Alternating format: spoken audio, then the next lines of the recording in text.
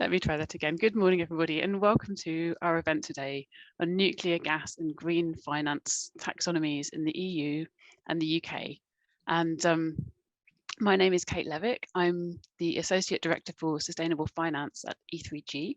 I'm going to be chairing today's event, which is going to have a fantastic lineup of panelists and participants. I'd like to thank very warmly Chatham House, which has been our partner in organising this event and is hosting the event today. And we will have Chatham House participating in the panel.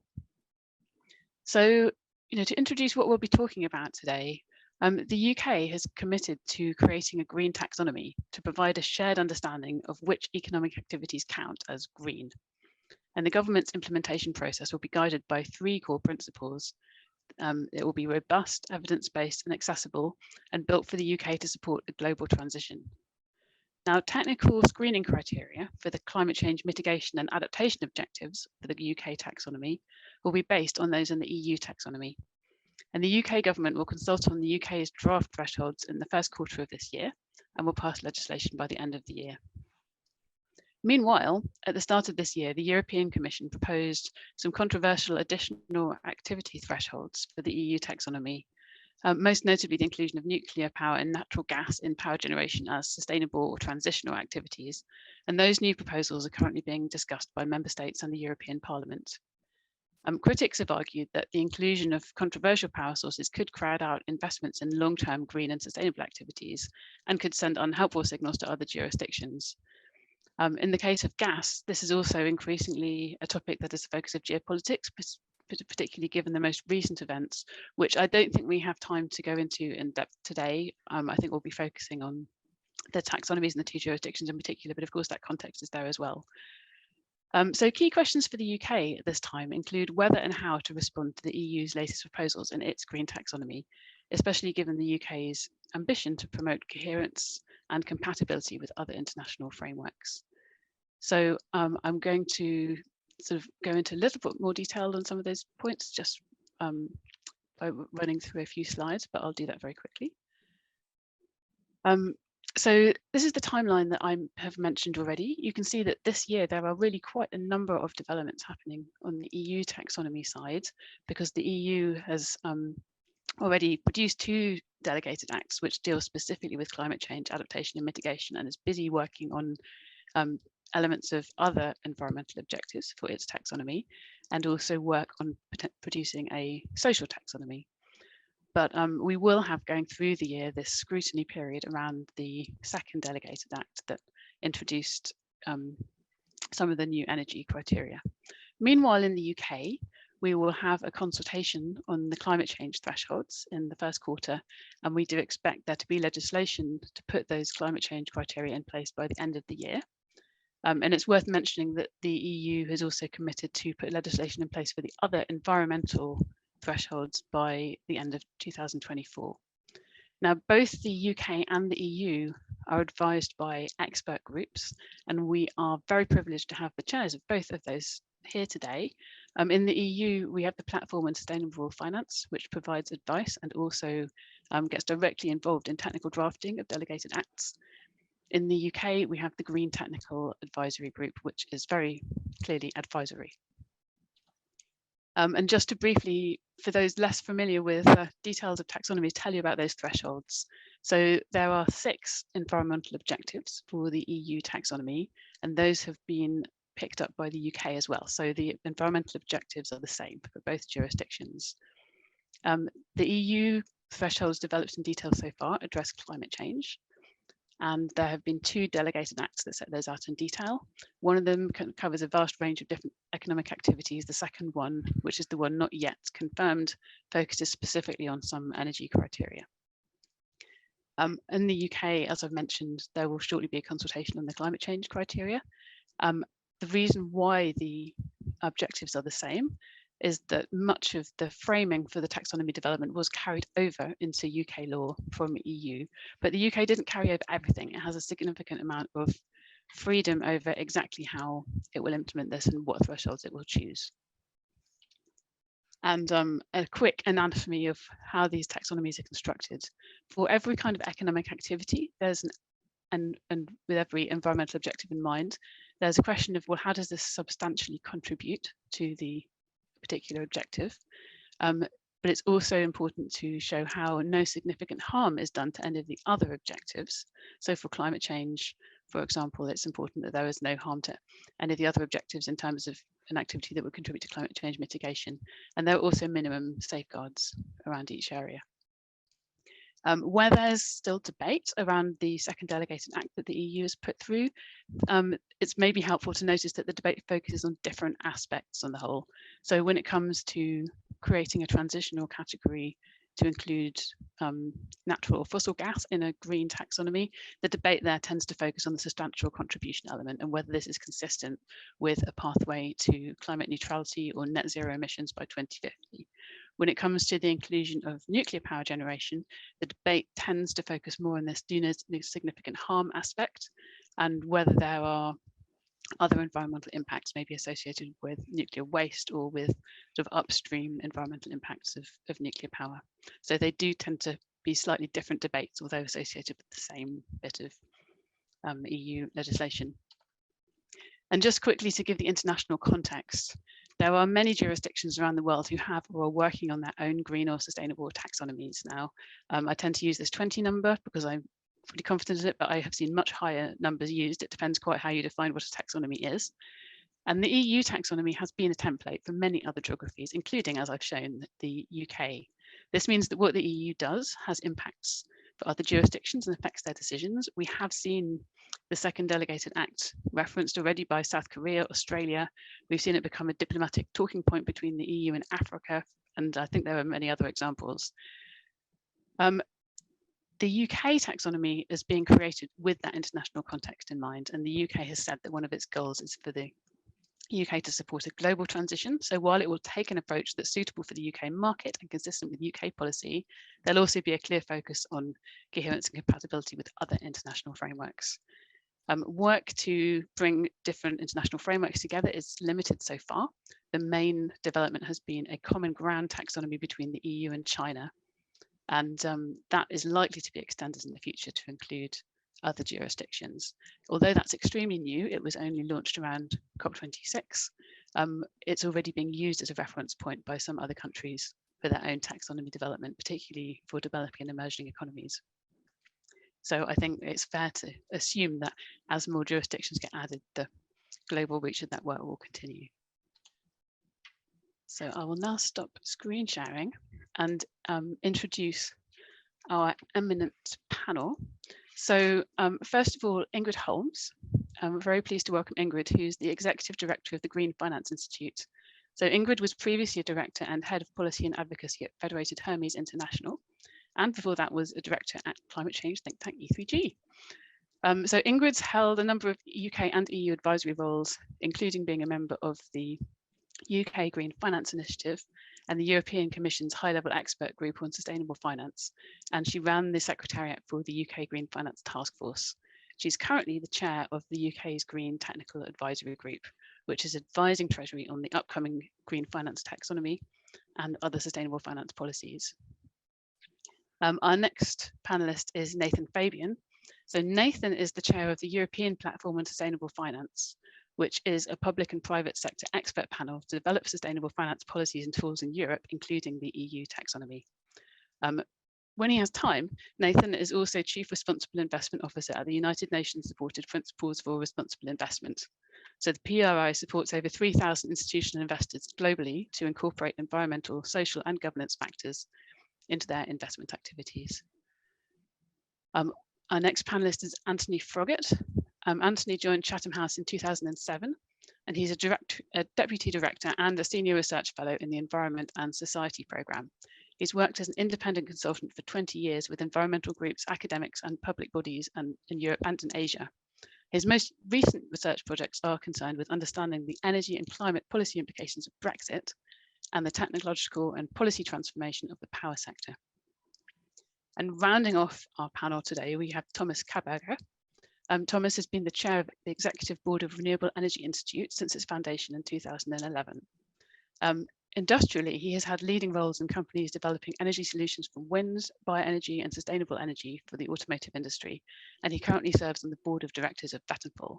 He's held numerous positions in public authorities, advisory councils, and NGOs, including serving as Director General of the National Swedish Energy Agency between 2008 and 2011. So I think you will agree that we really could hardly have a more eminent and perfect panel to discuss our topic today. I'm going to start by asking the panel a question for them each to answer in turn so that we can start to hear from them and about their views. I'm then going to turn to a couple of other participants that we'll bring in who are going to ask questions of the panel, and then we'll open the event up to general audience questions. So please do add your questions for this panel in the chat as we go. But I'm going to start off with that introductory question to the panel, which is, to ask each panel member, what do you think the biggest opportunity will be for the UK as it moves to consult on its own climate change taxonomy, and what will be the biggest risk around that? And I'd like to take the panelists in the order that I introduced them. So that would be Ingrid, Nathan, Anthony, and then Thomas. So thanks, Kate, and good morning, everyone. Delighted to be here for this important discussion. So obviously the UK benefits, as many other countries do, from a second mover advantage compared to the EU, which trailblazed the taxonomy development. And we really benefit from the huge amount of work, expertise, and deep thought that went into the publications that came through from the TAG first, and then the Platform for Sustainable Finance. And we also have the opportunity to learn from the EU's trailblazing. I think one of the emergent challenges we're seeing is around usability, although I do think that will dissipate over time as the market gets used to this new form of reporting. But there are a number of opportunities there for the UK. So the first is around the sequencing of disclosure requirements against the taxonomy. We know that financial institutions' ability to report on taxonomy alignment will be contingent on the information coming through to them from the corporates that they invest in or even underwrite or lend to. So that sequencing of disclosure is really important. That's something that we've seen the UK commit to do, which is corporates go first. I think the second piece is around do no significant harm, which is a really important element to the overall impact of the taxonomy. Sustainability has many lenses. We can't just be thinking about carbon emission reduction. We need to be thinking about these wider sustainability impacts too. But there's a challenge there because we don't have a sustainable economy yet. And I think there's some data that's been published. If you use the FTSE All Cap index as a proxy for the UK economy, we have something like 5.5% EU taxonomy alignment, but if you add in do no significant harm, it comes close to zero. So that does raise questions around whether there's an opportunity to think about streamlining some of the more than 700 DNSH requirements, keeping the spirit of that do no significant harm, but making it more reportable against. And that's something the UK government may consider consulting on. I think we've also got an opportunity here in the UK to continue to build the discourse on how we come to a truly international common ground taxonomy. That's the holy grail at the end of the day.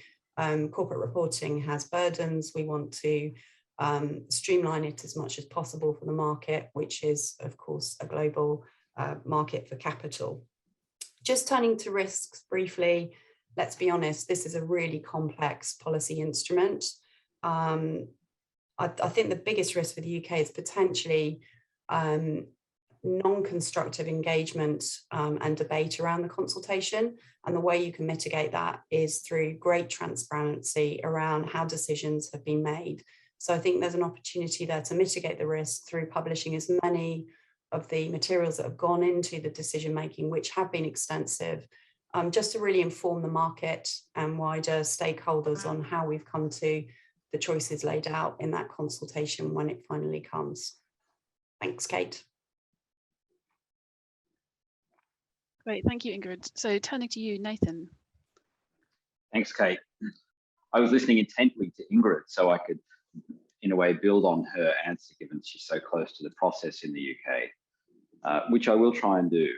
And I'd say that for the UK and users of the taxonomy, especially in financial markets, minimising the implementation costs that would come from having divergent approaches in the UK and the EU, minimizing those by following as closely as possible, is the right message and right approach for a global financial centre such as the UK. So it appears to be heading in the right track, but I think that's a really important approach to maintain. There's one area on reporting, and I would like to bounce off Ingrid's comment a little. This do no significant harm area really is critical, because we know environmental objectives are interconnected. And so this must be a part of the framework. But I think one area where Europe didn't go down a path of flexibility on do no significant harm reporting, and I think that's for good reason. That's to simplify and standardize reporting so that everyone had to have a clear, same approach to disclosing do no significant harm. But I think there's one area where, in an evolving data and reporting environment, such as we have on these do no significant harm areas, the ability to report substantial contribution to, say, climate mitigation, and then your plan or your progress on do no significant harm, rather than simply a pass-fail kind of approach, actually would add some nuance and some richness to the framework. And it's not for Ingrid and I to have a workshop session in front of the whole panel here, but I know that there's some interesting ideas there that could be developed, and I think that is potentially an opportunity for the UK as well. If I can add to this, I'd say, given what has happened on gas, fossil fuel gas in Europe, I think there's an opportunity for the UK to restate the value of a technology neutral approach for energy sector greenhouse gas emissions, because I think that position has been weakened in the EU with the approach on gas-fired electricity generation, less concerned about district heating and combined heat and power, but on electricity generation, I think there is an issue there, and the UK can reaffirm the importance of that, which would be a global signal. And then I think, if I can just throw in, there's one little greenwashing risk on nuclear energy, and that is, regardless of your view of the role of nuclear energy in the energy system and the energy transition, there is a risk of overstating two things. One is the level of certainty for sustainably managing high-level waste over the very long term. It is possible to overstate that without some care. And then the second thing is, when we've got such clear 2030, 2035, 2040 climate mitigation goals, given the development cycles for new nuclear, we need to be careful about not overstating the role of nuclear in supporting our energy transition, which needs to be so short term. And so that's the risk, I think, that we need to be mindful of in the UK. Thanks, Kate. Great, thank you very much, Nathan. So, Anthony, over to you. Yes, thank you very much. And I guess, yeah, Nathan's point, without us planning it, was actually where I wanted to start off in terms of the questions about the context of the taxonomy and existing targets. And obviously the UK and the EU are in a different space in terms of energy mix. Obviously the EU has lots of different member state views, pulling it in different directions. And the UK also isn't homogenized in terms of, we have obviously the devolved administrations with their different perspectives. But its overall importance is the context of the transition. And if we look at what is proposed for the EU, in terms of, we currently have in the order of, I think it's just 22% of electricity coming, or energy, sorry, coming from renewables in 2021. The expectation is that by 2030, so within a decade, that nearly doubles. So we're around 40% of energy. And in electricity terms, that is somewhere between 60 and 70% of electricity coming from renewables. So that is the direction that it is anticipated to go. And this is binding legislation, or will be legislation that's binding on member states to meet those targets. In the same way, the UK has in some ways, a more ambitious target, is that by 2035, it will be decarbonised. The power sector will be decarbonised. So that is the context in which we are operating, and it's slightly different, but yet the direction is clear, and both of those, the renewables will dominate. And over such a short time scale, 2030, you don't envisage any additional nuclear power on the grid that isn't currently under construction. So in some ways, we know what levels will be. So yeah, let's understand where we are within that context. So slightly different, but important, slightly different in terms of numbers, but a similar trajectory. I think it's, the other thing I just point I'd like to make is, obviously with Brexit, there is a different energy relationship. We're no longer part of the internal energy market. We have different trading relationships than we did have just over a year ago. That relationship isn't set, and it's neither set in terms of the individual communities, the EU or the UK, or in how their relationship will be together. So yeah, will we have a separate ETS? Will we continue to have a separate ETS going forward? What will the interconnectors do? Will they continue to operate in a less efficient way, or will we rejoin the internal energy market over time and bring closer together? And so that's where the taxonomy is one of these questions. It's a legislative difference.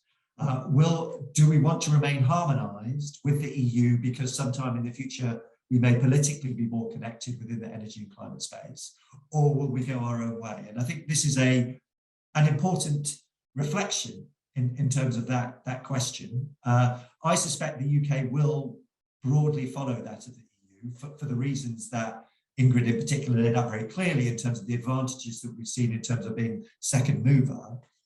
And I don't think we have currently that different a view in terms of the taxonomy as it stands. But were the EU to withdraw nuclear from the taxonomy, I think it would be different for the UK. I think it would push harder to keep it in. If you look at the politics of nuclear within the UK versus the EU as a whole, it tends to be more pro-nuclear. So I think that might have been a question where there might be some divergence. So it's one to watch going forward. Thank you very much. Great, thank you very much. And Thomas, over to you. It'd be great to hear your thoughts. Well, I think the importance of these taxonomies, be it EU's or Britain's, is somewhat overstated. More important will be the economic competitiveness of the different energy supply technologies available. Technology will beat politics, and the taxonomy is politics. The technological performance of the different sources will be more important. And even if you try to support investments in nuclear or gas with their inclusion in these different taxonomies, that will not help their economic profitability in any significant way. You might get a percent or a fraction of a percent in reduced capital cost, but that will not be decisive. So I think this is more a matter of long-term industrial policy than environmental policy or classification policy. It's a matter of finding the low-cost alternatives for energy supply in the long term. And as Anthony pointed out, if you look at the current status, you see that the renewables are doing much better than nuclear and gas regarding economic competitiveness. You can even see in most countries now that the total cost of solar and or wind is in the same range as the operating cost of existing nuclear power plants. It will be very difficult to believe that new nuclear power plants will be so much cheaper to build and so much cheaper to operate that they will be competitive. And gas investments, if we have these ambitions to reduce greenhouse gas emissions to close to zero within 20 years, starting a project now will mean that you will really have to have very short payback times. And the gas operations are now in competition with combinations of renewables and energy storage of different kinds. And that makes their competitiveness even less than a few years ago when they were seen as the flexible generation technology. So my main point is look for the long-term economic competitiveness, because that's what's important for the country's economy in the long term. what is included or not included in the taxonomy will not be decisive. Technology will beat politics. Thank you very much. So that's been a very helpful roundup, and bringing us back to the question of what the taxonomy is for, which I feel like we could address in a future round. But at this point, I'd like to bring in some additional participants. We want to make sure we have a whole range of perspectives represented in this event. So I'm going to bring in two people who I'm hoping will be there when we reach out to them to ask questions. First of all, Ralph Basel, who's the Secretary General of EU Turbines. That's the European Association of Gas and Turbine Manufacturers. And then Sama Bilbao-Leon, who's the Director General of the World Nuclear Association. So I'm going to ask each of them in turn to give a very short reflection on the overall theme of the event and what they've heard so far from the panelists, but in no more than 2 minutes, please, and to ask a question for the panel. And then we'll hopefully take those questions and come back to the panel again. So Ralph, I'm hoping that you are on the line or in the event and can respond now. Sam has a hand raised. Yes, I am here. Great, thank you so much for joining us. Thank you very, very much for the opportunity to join you. I think it's very important to frame the debate in the way it was done in your original introduction. So essentially, the UK Green Taxonomy should, and I quote, be robust and evidence-based, taking an objective and science-based approach to assessing sustainability. So I fully agree. And the simple answer to this is that in Europe, the EU Joint Research Center, whose mission is to support the EU policies with independent evidence throughout the entire policy cycle. They look at the evidence, they consider the effects of the whole nuclear energy life cycle. They included the existing and potential environmental impacts across all the objectives as you described earlier. And then they actually did do the analysis with emphasis in the management of used nuclear fuel and radioactive waste generated. So throughout this entire thing, their robust and science-based conclusion is, and I quote again, that nuclear did not reveal any science-based evidence that nuclear energy does more harm to human health or the environment than any other electricity production technology that is already included in the taxonomy. So to me, this is where the debate should end. I mean, if you are looking at a science-based taxonomy, that's what it is. So the question here is, and I am very glad that the class just actually reminded us what is the goal of the taxonomy. So we should really engage in a non-dogmatic discussion about what is it that we should invest. So in the long term, this is decades from now, not only us, but our children, our grandchildren in the UK, in this case, will have access to a robust, reliable, clean energy infrastructure. In this case, obviously, we are covering all economic activities. So that should be the question. And that question should be answered, but putting in place criteria that are technology neutral and science-based. And as some of the speakers said before, whichever technology meets the economic, environmental, and society goals will be supported, and which technologies don't, will not be. It's not really a question of making the decision in advance. So that should be, in my mind, what is important. So I guess that is my question, maybe to the right person in the panel, how we can ensure that what we are looking is at the long-term goals for the public in general in the UK, not about this industry or the other industry. Thank you. Great, thank you so much, Summer. So we'll hold that question, and I understand the technical problems are now solved with Ralph, so we'll turn to Ralph as well. Yeah, thanks for being patient. Glad that hopefully now the sound problems are solved. Many thanks for having me to contribute to that discussion. I could, of course, discuss and talk about an hour about the specific case of gas power plants, but I think we're more discussing about what lessons to learn from what we have seen here in the EU. And I would like to connect it to what some of you said. The one thing is about the transition. Anthony mentioned that, and Ingrid started her statement by saying we do not have a sustainable economy yet. And I think that's a bit the point. The taxonomy for too long just looked at the final status of having a sustainable economy, and it forgot that we have to go there from a situation which is far from sustainable today. So an improvement on the way is still something positive that should be recognized. And I think that was long forgotten. I know Nathan and his platform have made proposals, but that was too late in the process, I guess, a bit. It was forgotten in the beginning. So that's one of the challenges, this look at the transition. The second point I would like to make is about the kind of mantra of the taxonomy being science-based, fact-based, and technology neutral.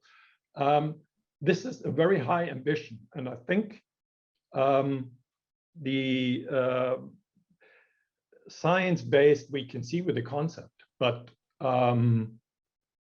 when we look at the different criteria for the products, I don't think we can claim everything is science-based. If you take for the energy system the need to have a backup to variable renewables, we can see that in the taxonomy, this was kind of reflected in different ways. Batteries were simply declared as good because they were necessary or regarded as necessary as that backup. The same approach via storing green hydrogen and afterwards using it in a gas power plant was not considered in the same way.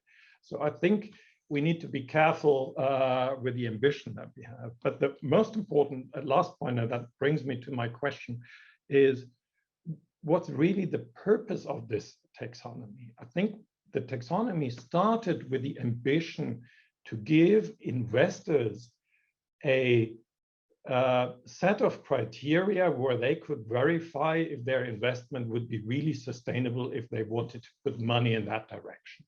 That is one way. If we want this is something different than trying to push investors in a direction where they find it more attractive to invest in sustainable investments than in others, because there you also have the push. And the third thing is, do we want to create a taxonomy that splits the world in general in good and bad, in sustainable and non-sustainable? And my fear is a bit that we started with the first thing, just giving some indication to investors, and we end up with a third thing, creating a general taxonomy for all things, if they are sustainable or not. And while we can see that this was made for the finance sector, we can see it's going to be referenced everywhere for all purposes that have nothing to do with the finance. And that creates a big problem. So in that sense, my question to the panel would be kind of a quote from Lucifer Morningstar from the TV series Lucifer. What is it you truly desire? So what really is the purpose of that exercise we're doing? And here I stop. Thank you. Thank you so much, Ralph. So I'm now going to turn back to the panel to get their responses on that. And, if I can try and summarize those two questions, from Sama, we were really asking, how we can ensure a focus on the long-term benefits and goals for society, for sustainability, and, avoid getting caught up in, I guess, shorter-term considerations or political considerations. From Ralph, the question, what is the purpose of the taxonomy? What are we trying to do with it? Is it an informational device for investors or potentially other use cases? And what is it that we truly desire? Especially as we only have an hour today, I would actually like to also remind the panel of our current most upvoted question, which is coming from, I think, a slightly different perspective than Sama, but actually asks in some ways a similar question, which is, how do we ensure that the debate is truly and meaningfully science-based? So with that, I'm going to turn back to the panel, and let's start off with Ingrid. Thanks, Kate. Well, I'll try to briefly cover those questions off. There's quite a lot in there, isn't there?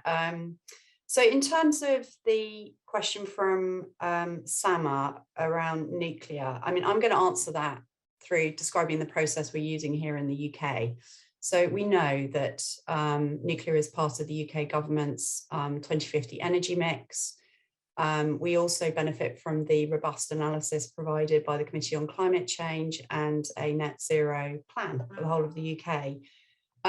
So within that, nuclear clearly has a role, but it's not straightforward. So our response to that was, the government's response to that was to set up an energy working group chaired by the Chief Scientific Advisor at BEIS. It's populated by academics, Energy Association members, the regulator and the Committee on Climate Change itself.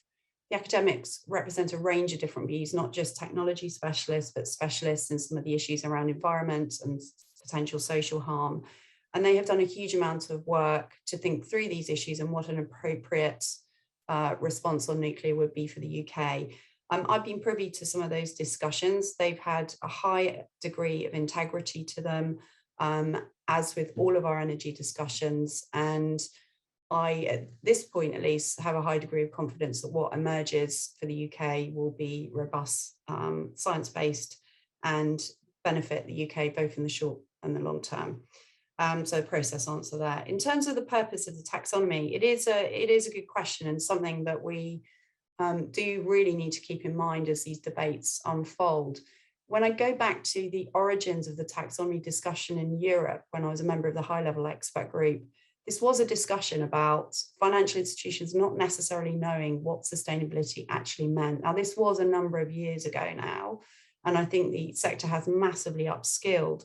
But I really remember a conversation with one of the banks saying, we do understand this sustainability thing is important, but I don't even know how to have that conversation internally. And that was where the idea of the taxonomy came from. It is to address concerns about greenwashing, but the political objective here as well is to close the very significant 2030 and 2050 investment gaps. For the UK, for example, we need to see another 40 billion deployed in the coming years. So it's a tool both to address greenwashing and to guide capital choices. Now, in the GTAG, we did look more generally at this purpose question because we felt it was important to help us answer the right questions in the right way to government. And we think there are potentially other roles for the taxonomy, including informing public finance decisions, public policy decisions, but that's later down the line. And in terms of the short term, it is absolutely about these near-term issues around addressing greenwashing and guiding capital to where it's needed most over the next few years. Just finally, what was the top question again, Kate? How can we ensure that this process is science-based? Well, I do think it is about the advice that's provided into government. You know, the intention, I think, in the UK is to take the same concepts, methodologies, and metrics as the EU as far as possible. But because we have tighter greenhouse gas emission reduction targets in the UK, we need to go further faster. So there's a question of exactly where those thresholds are set. As I said, we've got the benefit of immense policy expertise and the Committee on Climate Change and a clear net zero plan in the UK, which I think are our checks and balances to make sure that what emerges in the final consultation documents do meet that test of scientific rigor. Great, thank you. That was really comprehensive, and I think the audience will have found that really helpful. Nathan, what would you like to add on those topics? Thanks, Kate. I'm going to go backwards through the three questions, starting with how do we ensure the debate is science-based, the best way to do that is to be clear which science you're referring to when you make your case. Is it the science of the environment and the specific environmental objectives and the goals that we're meaning to meet? Is it energy market supply science? Is it the dismal science, economics? Exactly what science are you referring to? And I think precision on this will help the debate enormously. To go to Sana's question or point on how can we ensure taxonomy contributes to long-term goals, I think therein lies the question. We need to be clear about what time frame we are targeting when we establish performance criteria. And in the case of nuclear, we need to be clear about what performance level is required on the do no significant harm elements. And to be clear on the EU approach, because most of the do no significant harm elements are dealt with via plans for future performance, it introduces a bit of an inconsistency in the way the taxonomy criteria are set up for other technologies and other environmental objectives. And this, of course, leads to some confusion and doubt, I believe. And so this is why we need to be clear on exactly what the rules are for the taxonomies, clear on the science that's being used to set the criteria. And most importantly, we need to not make the taxonomy solve every problem, because taxonomy won't solve supply questions. It won't solve pricing questions. It won't solve political appetite questions or community concern questions in terms of their own views about technologies for other reasons. So we need to put not too much weight onto the taxonomy role. And then finally, this question is really fundamental design trade-off.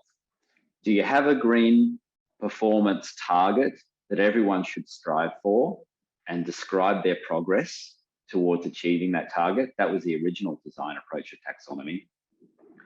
Or do you have a taxonomy that does more than that, that has more categories and allows more companies and sectors to see themselves reflected in the taxonomy performance so they can describe their improvement over time?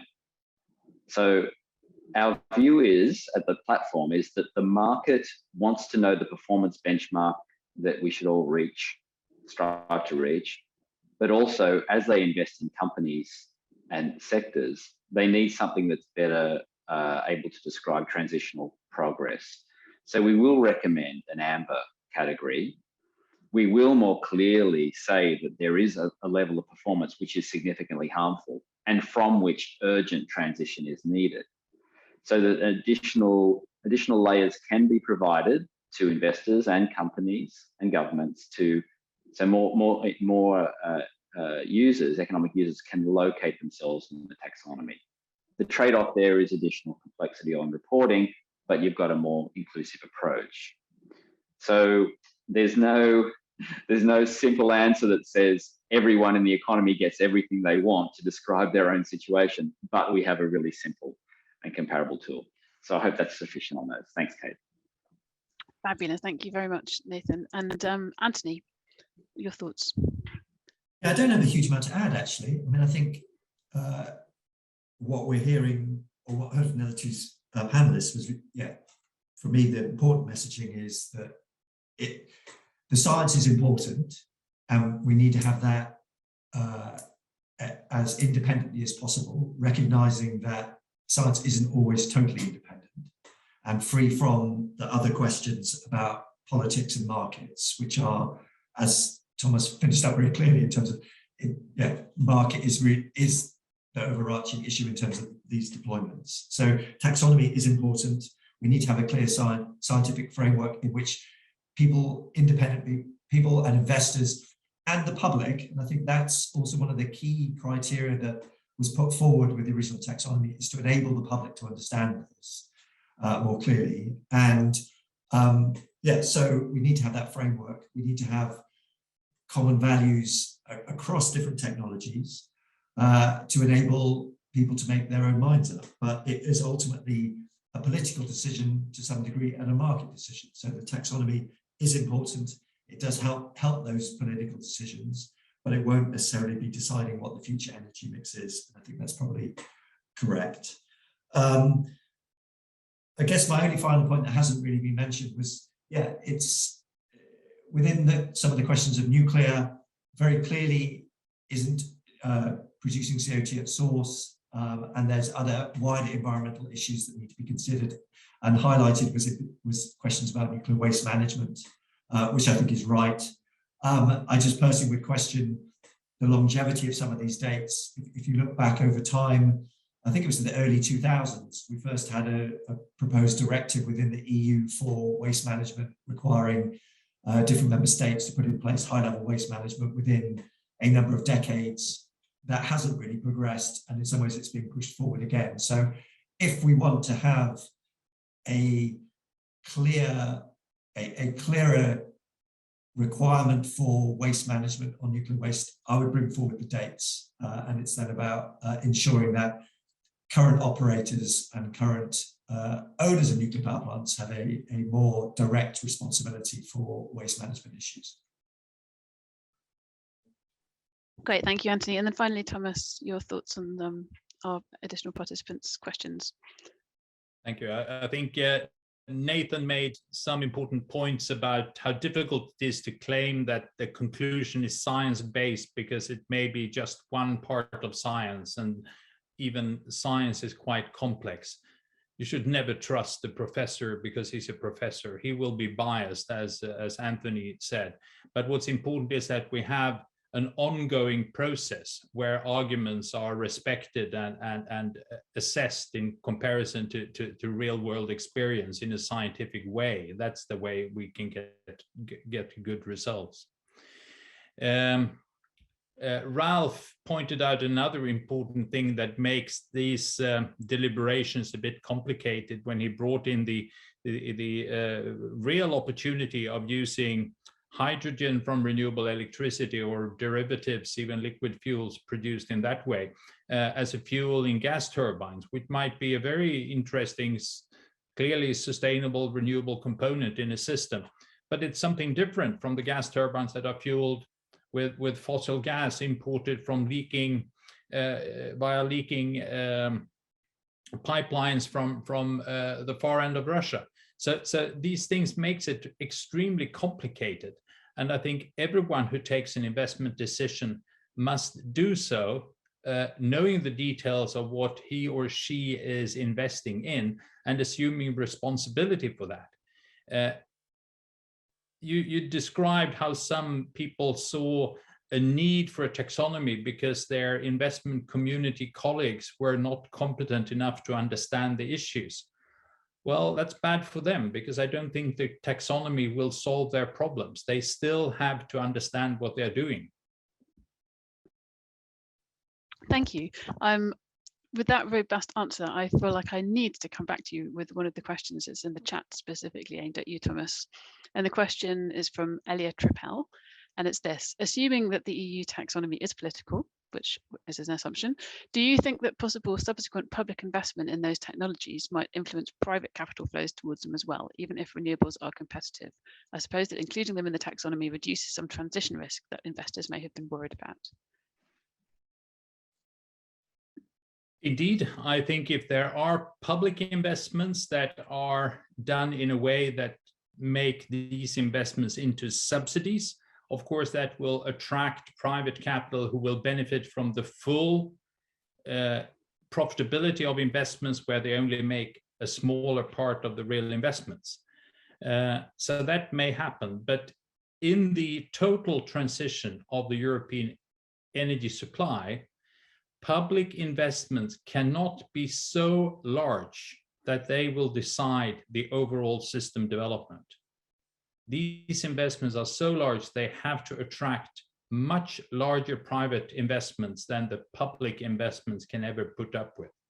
So I think it will influence private investment flows, and it might do so in an unproductive way, but it will not be decisive for the development.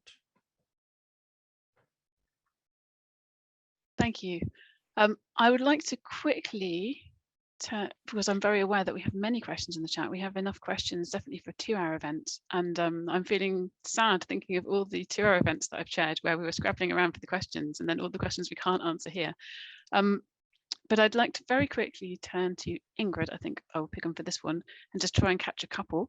There's a question from Thomas Riley. There are currently 24 green taxonomies under development around the world. How can a plethora of initiatives be managed to ensure some degree of collaboration or mutual recognition? And I'd like to pick up a separate question on that theme that was particularly around how the UK and other countries may be able to work with the United States. Yeah, I mean, it is a good question. So we've had a first attempt, haven't we, at creating a common ground taxonomy, which I somewhat jokingly call the no common ground taxonomy, because it just illustrates how if you try to bring together a more principles-based approach as the Chinese approach is with a more prescriptive approach as the EU has, it's quite difficult to bring those together in a common way. But nonetheless, it's an important exercise. It sends an important message to the market around the necessity of convergence. I do think this will become more possible and more likely over time. A lot of the difference between the different taxonomies that are emerging is just because of differences around near-term transition choices, country by country. There are different preferences. We're seeing that in the EU debate. But over time, as technologies converge, consensus converges, you would imagine a taxonomy would become more consolidated, reflecting that. So then that just leads you to ask the question of what's the forum for a debate around this. The platform is one, the international platform is one possible fora. We've now got the ISSSB trying to bring together different international jurisdictions. So I think there are plenty of candidates, but this is going to be very definitely a diplomatic push.